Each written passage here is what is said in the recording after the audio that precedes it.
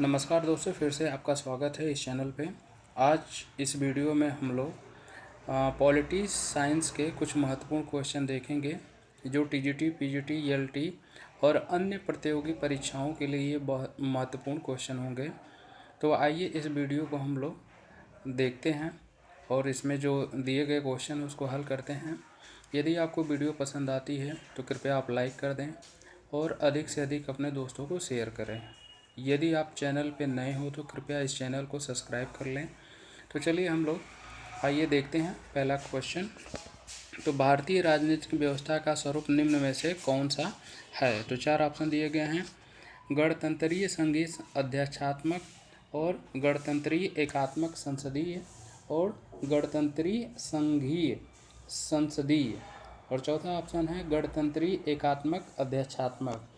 तो इसका जो सही आंसर हो जाएगा वो तीन, ठीक है ना। तीसरा ऑप्शन इसका सही हो जाएगा गणतंत्रीय संघीय संसदीय है, ठीक है ना। अगला क्वेश्चन हम लोग देखते हैं। दबाव समूह दबाव समूहों का मुख्य उद्देश्य क्या था? तो ऑप्शन हम लोग देखते हैं: राजनीतिक सत्ता प्राप्त करना, दूसरा है भौतिक विकास के लिए कार्य करना, तीसरा है अपने सदस्यों के हितों को विकसित करना और चौथा है धर्म की रक्षा करना। तो चार ऑप्शन से इसका जो सही आंसर होगा वो तीसरा हो जाएगा। तो तीसरा आंसर होगा आपके क्या कहते हैं कि अपने सदस्यों के हितों को विकसित करना, ठीक है। अगला क्वेश्चन हम लोग देखते हैं। संसद के संयुक्त अधिवेशन में कौन सा संबोधित करता है? ऑप्शन दिए गए हैं: सभापति राज्यसभा का, अध्यक्ष लोकसभा का, राष्ट्रपति और विरोधी दल का नेता। तो जो इसका दूसरा ऑप्शन है वही सही है, ठीक है। ये कुछ महत्वपूर्ण हो जाते हैं इसलिए इसका हम लोग विस्तार भी देख लेते हैं। संविधान के अनुच्छेद 108 के तहत संयुक्त बैठक के आह्वान राष्ट्रपति करता है जबकि इसकी अध्यक्षता लोकसभा अध्यक्ष करता है, ठीक है। ये अगला क्वेश्चन हम लोग देखते हैं। संघीय लोक सेवा आयोग के अध्यक्ष की नियुक्ति कौन करता है? ऑप्शन दिए गए हैं: केंद्रीय गृह मंत्री, संसद, राष्ट्रपति या प्रधानमंत्री। तो जो इसका सही ऑप्शन होगा तीसरा, राष्ट्रपति करता है, ठीक है। इसका भी महत्वपूर्ण कुछ हम लोग देख लेते हैं। संविधान के अनुच्छेद 316 के तहत संघ लोक सेवा आयोग के अध्यक्ष की नियुक्ति राष्ट्रपति करता है, ठीक है। अगला क्वेश्चन हम लोग देखते हैं। भारत में प्रथम गैर कांग्रेसी सरकार के प्रधानमंत्री कौन थे? तो ऑप्शन दिए गए हैं: बीपी सिंह, चंद्रशेखर, मोरारजी देसाई और चरण सिंह। तो जो इसका सही आंसर हो जाएगा मोरारजी देसाई, ठीक है। ये सही आंसर है इसका। अगला क्वेश्चन हम लोग देखते हैं। राज्य विधानसभा का चुनाव करता है? तो ऑप्शन देखते हैं हम लोग: मुख्यमंत्री, मुख्य चुनाव अधिकारी, गवर्नर या मुख्य सचिव। तो जो इसका सही आंसर हो जाएगा मुख्य चुनाव अधिकारी, ठीक है। ऑप्शन दो इसका सही आंसर हो जाएगा, ठीक है। अगला क्वेश्चन हम लोग देखते हैं। किसकी देखरेख में जिले के पुलिस बल शांति और व्यवस्था कायम करता है? तो ऑप्शन दिए गए हैं: जिलाधीश और पुलिस कप्तान, राज्य के गृह मंत्री और मुख्यमंत्री। तो जो इसका सही आंसर हो जाएगा जिलाधीश। ऑप्शन पहला सही आंसर है। आइए इसके कुछ महत्वपूर्ण तथ्य देख लेते हैं। जिले के कानून व्यवस्था बनाए रखने के लिए जिलाधीश उत्तरदायी होता है, ठीक है। अगला क्वेश्चन हम लोग देखते हैं। अब मुख्य लेखा अधिकारी इनमें से किसके आय व्यय की जांच नहीं कर सकता है? चार ऑप्शन दिए गए हैं: राज्य सरकार की, केंद्रीय सरकार की, निगम नगर निगम की और सरकारी उद्योग की।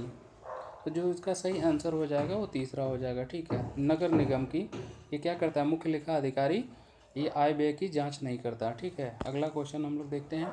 निम्नलिखित में से कौन सा नौकरशाही की विशेषता नहीं है? चार ऑप्शन दिए गए हैं: अस्थायित्व, तटस्थता, अक्षमता और गोपनीयता। तो जो इसका सही आंसर हो जाएगा तीसरा, अक्षमता, ठीक है ना। अक्षमता इसका सही आंसर होगा। तो आइए थोड़ा सा इसके विस्तार में कुछ इंपॉर्टेंट लग रहा है इसको देख लेते हैं हम लोग। अक्षमता नौकरशाही की विशेषता नहीं है जबकि अस्थायित्व, तटस्थता, गोपनीयता इसकी विशेषता है, ठीक है। अगला क्वेश्चन हम लोग देखते हैं। उदारवाद विका उदारवाद किसका हित चाहता है?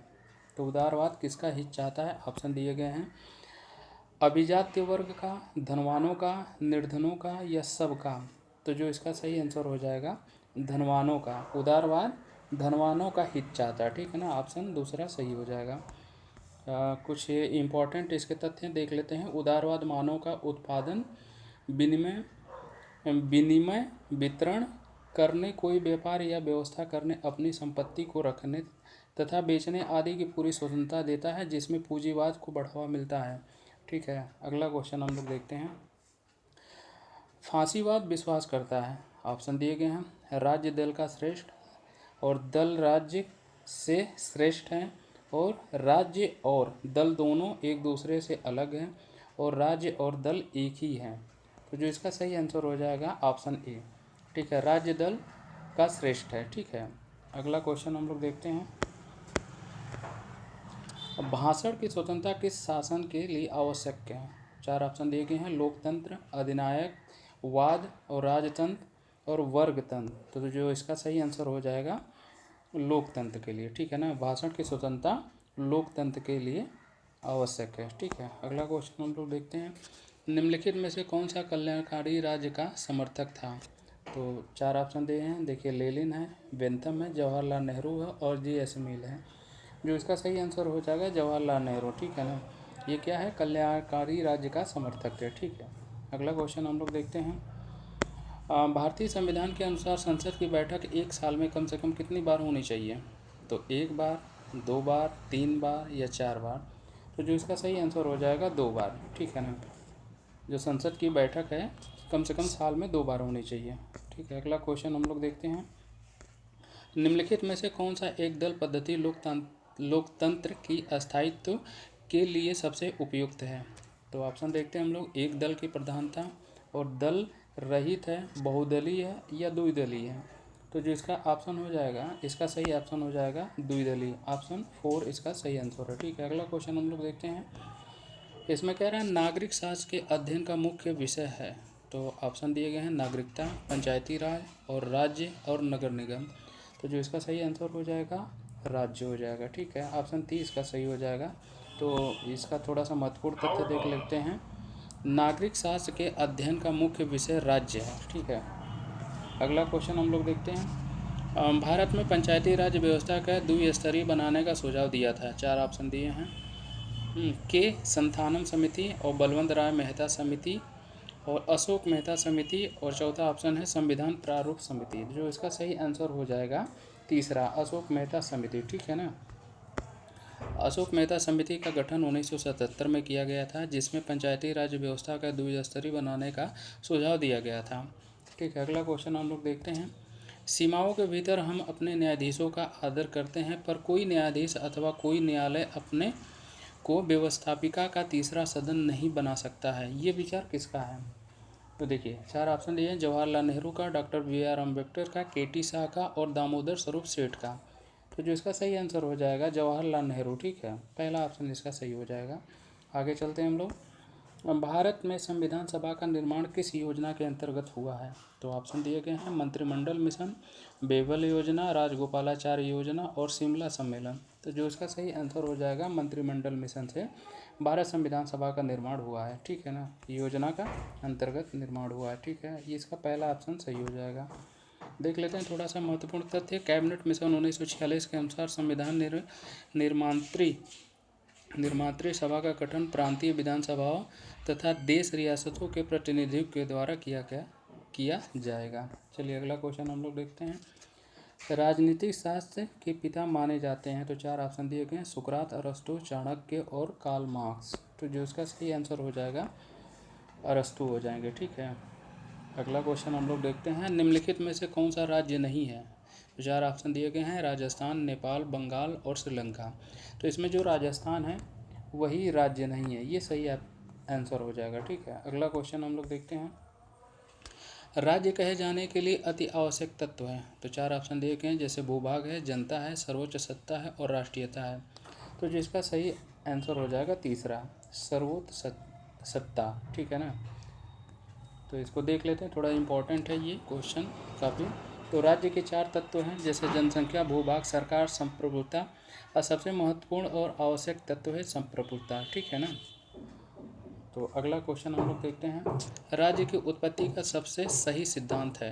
तो ऑप्शन दिए गए हैं, देवी उत्पत्ति का सिद्धांत, शक्ति का सिद्धांत और पैतृक सिद्धांत और विकासकारी सिद्धांत। तो इसका जो सही आंसर हो जाएगा विकासकारी सिद्धांत। ये क्या है, राज्य की उत्पत्ति का सबसे सही सिद्धांत है विकासकारी सिद्धांत। अगला क्वेश्चन हम लोग देखते हैं, लोकप्रिय संप्रभुता। लोकप्रिय संप्रभुता किसमें निहित होती है? तो 4 ऑप्शन दिए गए हैं, राष्ट्रपति में, प्रधानमंत्री में, जनता में या संसद में। जो इसका सही आंसर हो जाएगा जनता में। ठीक है, ऑप्शन तीसरा सही हो जाएगा। देख लेते हैं, तो हम लोग देख सकते हैं लोकप्रियता, लोकप्रिय संप्रभुता जनता में निहित होती है, इसका अर्थ ही जनता की संप्रभुता है। ठीक है, अगला क्वेश्चन हम लोग देखते हैं, कौन सा सिद्धांत एकत्ववादी संप्रभुता का विरोधी है? 4 ऑप्शन दिए गए हैं, समाजवाद, बहुलवाद, व्यक्तिवाद और उदारवाद। तो इसका सही आंसर हो जाएगा बहुलवाद। ठीक है, ये बहुलवाद इसका सही आंसर हो जाएगा। ये क्या है? एकत्ववादी संप्रभुता का विरोधी है। अगला क्वेश्चन, लेवियाथन के लेखक हैं? 4 ऑप्शन दिए गए हैं, अरस्तु, मैकियावेली है, और है हॉब्स है, बोधा है। तो इसका जो सही आंसर हो जाएगा हॉब्स, ऑप्शन तीसरा इसका सही आंसर हो जाएगा।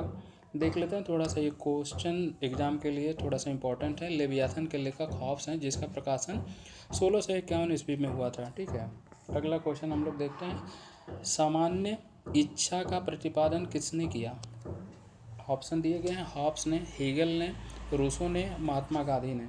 इसका जो सही आंसर हो जाएगा रूसो ने।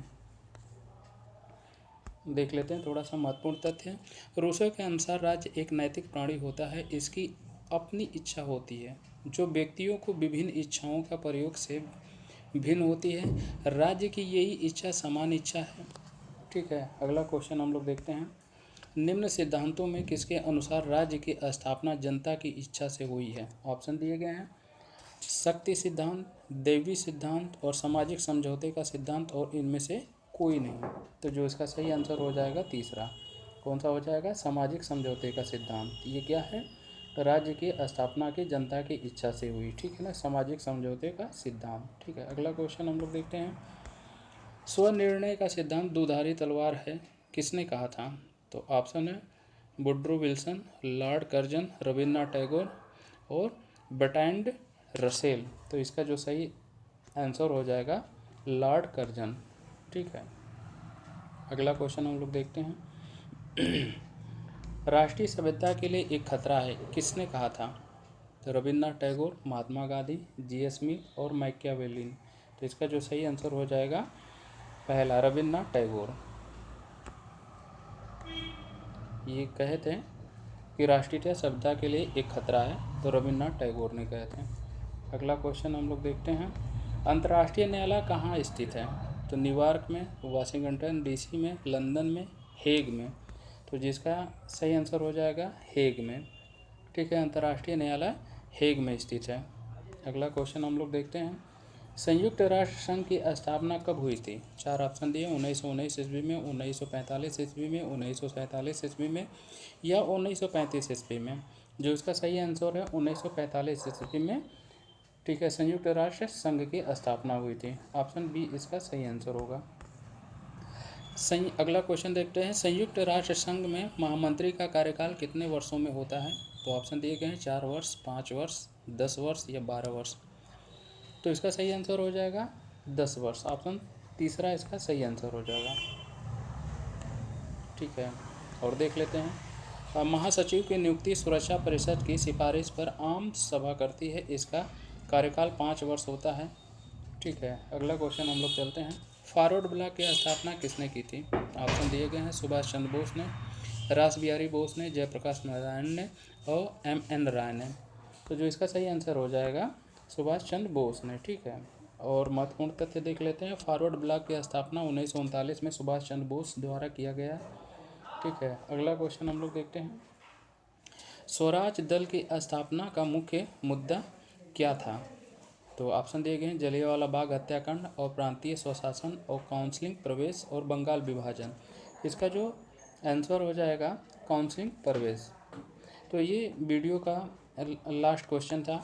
अगर आपको वीडियो पसंद आ रही है तो आप कृपया लाइक कर दें, और जो भी सुझाव हो आप कमेंट बॉक्स में